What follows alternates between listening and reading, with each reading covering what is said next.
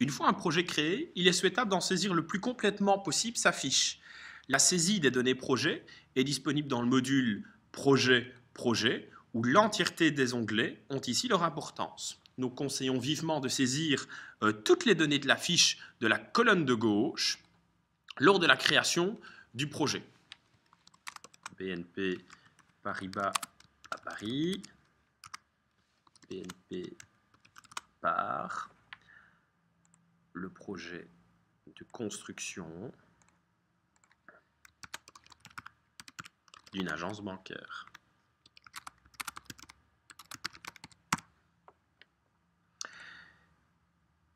Deux données sont ici non modifiables après la sauvegarde, à savoir le type de projet et d'autre part le nom de la valise. Par ailleurs, la colonne de droite de ce module permet d'en afficher des dates importantes par rapport à ce projet. Okay, donc nous conseillons de compléter le plus complètement possible l'entièreté de la fiche, que ce soit les données du projet, mais que ce soit également les intervenants. Donc sur base du type de projet sélectionné, 3 catégories sont fixes. Ces 3 catégories vont permettre de lier des intervenants extérieurs par rapport au carnet d'adresses intégré au logiciel. Donc je recherche un contact d'une société. L'entièreté des informations sera désormais à ma disposition. Une fois lié au projet, nous invitons à compléter la fiche de ce projet le plus complètement possible. En l'occurrence, les références de votre intervenant extérieur par rapport à ce projet. Cette information va permettre de pouvoir s'intégrer automatiquement dans le module de création documentaire.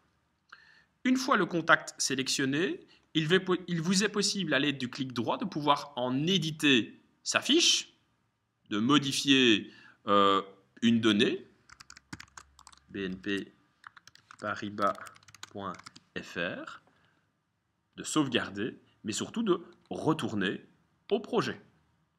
Les fonctions de clic droit vont également permettre de pouvoir supprimer ce contact du projet, non pas de la banque de données contact, et de le désactiver. La localisation du projet va également permettre de pouvoir localiser et de distribuer l'information du lieu du projet à l'entièreté de l'agence. Boulevard Saint-Lazare, numéro 10, en France. Et ce projet est situé à Paris. Très important également, ce seront les données cadastrales.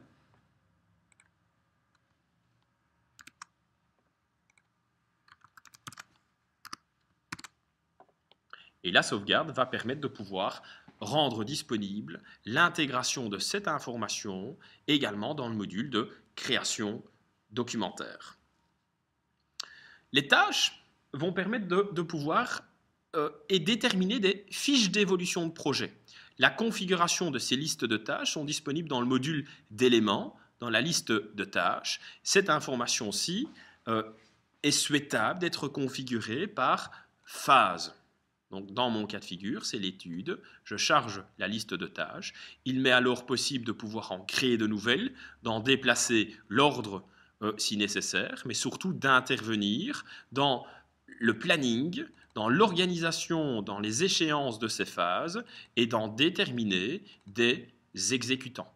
La sauvegarde va permettre de renvoyer ces tâches dans les agendas, dans les tâches de différentes personnes réparties utilisateur par utilisateur. Donc, dans mon cas de figure, j'ai demandé à Pascal d'intervenir dans le projet BNP Paribas.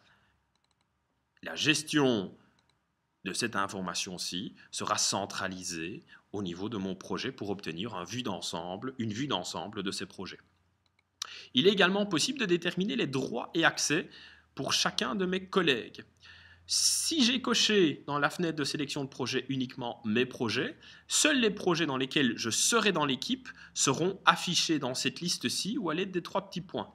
Nous pouvons effectuer ça clic par clic, personne par personne, ou de supprimer l'entièreté, ou de rajouter en un clic l'entièreté des intervenants. S'il s'avérait par ailleurs qu'il vous manquait une information de saisie par rapport au projet, que vous souhaitez par exemple obtenir une date importante et que cette donnée n'est pas reprise dans le logiciel, il vous est possible dans le module d'éléments de venir configurer vos propres champs. Okay, donc dans mon cas de figure, je n'ai pas de données de surface, je suis venu configurer une donnée de surface. Cette donnée-là peut être saisie pour l'entièreté de votre agence, pour l'entièreté de vos projets, de telle manière à pouvoir faire évoluer votre base de données. Il est à noter que ces champs supplémentaires nécessitent un redémarrage du logiciel pour que celle-ci soit activée.